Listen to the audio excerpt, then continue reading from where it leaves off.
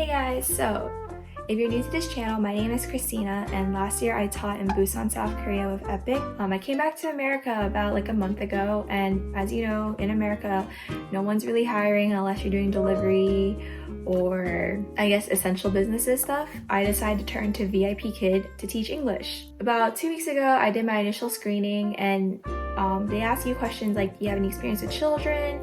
Do you have any teaching license or teaching certification?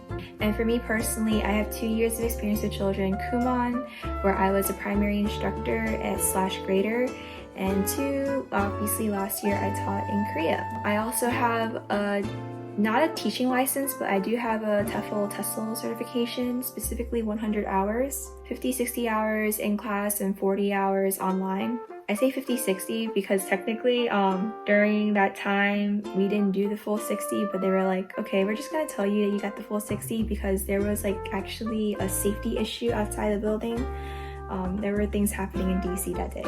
24 to 48 hours after your mock class, you will receive your results, whether you passed or failed. In the first part of the email, it will talk about things that you did well in, and the second part of the email will be things that you need to improve on. So in my email, there were 3 things that I need to improve on. I will let you guys know what I did wrong so that you guys don't make the same mistakes that I did. So the first thing I will start off with is the easiest, is the background. So right now I have a background. Before I didn't. Before it was just a white wall. You could see my door in the background. Originally my desk was set up in front of my window so I would have better lighting. So specifically the mentor teacher said that it shouldn't look like you're in a house. You shouldn't be able to see windows. You shouldn't be able to see doors. Your back should be up against the wall, and then you should have an educational background. So for me, I did a calendar, and then if I tilt this up, you can see my name is at the top. I have books in the background. I got little plushies.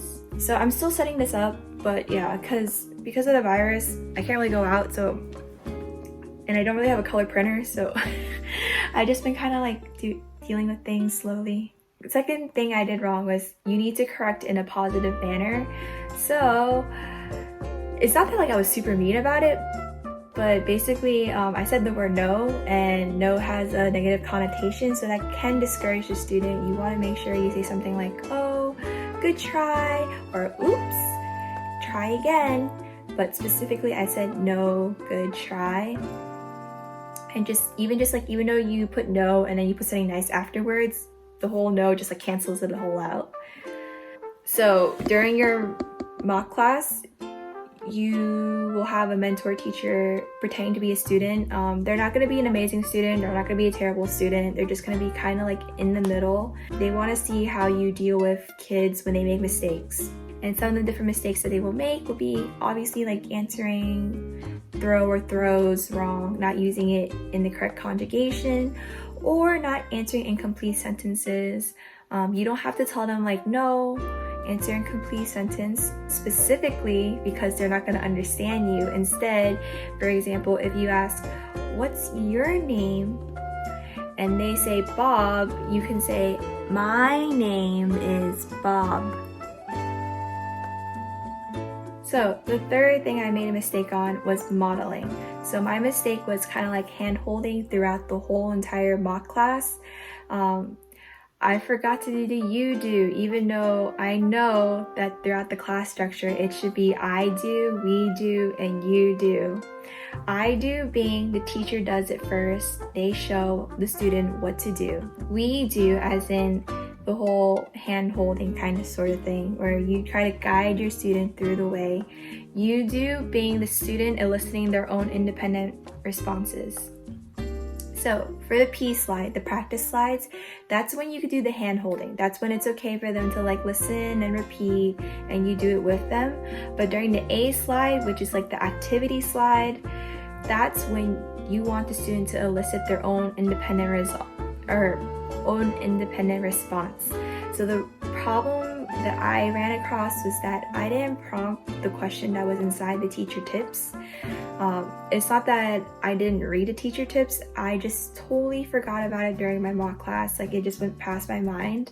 And so in my head, I was thinking the mentor or student didn't know what I was asking, didn't know what was happening.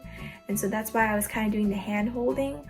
But really, if I have prompted the question in the first place, then I could find out if the student understands how to answer the question. Another thing that the mentor mentioned during my mock class at the end, but she didn't put in my email, was extension. So there are multiple ways that you can do extension, and this could be during obviously during the extension slide, but also during your reward system.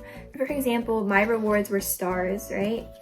So you can teach them the word stars, and then each time you give them a reward, you could be like 1 star, 2 stars, and so on and so forth. During the extension slide, you can also be asking them questions not just that's on the teacher tips.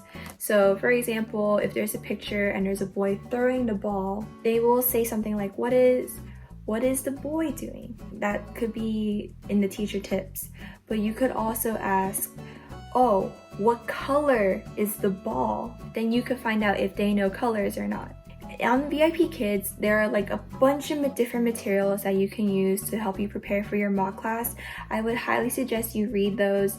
They will tell you what the kids know and what they don't know yet. This will help you with your extension, what questions you can ask, and also with your building rapport, what questions you can ask in the beginning. If they know how old are you, how are you, things of that nature. So those are my tips and tricks for you guys to pass your mock class. I wish you guys the best of luck. I hope you guys pass on your first try, but if you don't, it's okay. That's practice. You can pass on your second or third try. If you guys have any questions, then let me know down below. I will probably make a 1-month update sometime in May. I recently just got 1 booking. I ended up making my schedule after the booking frenzy, so I don't expect many bookings this week. Hopefully I will get more bookings after the next booking frenzy. If I don't, I will change my profile. And if you guys would like me to make an epic video, I guess like my overall thoughts and my experience, then also let me know down below. See you guys soon, and stay safe.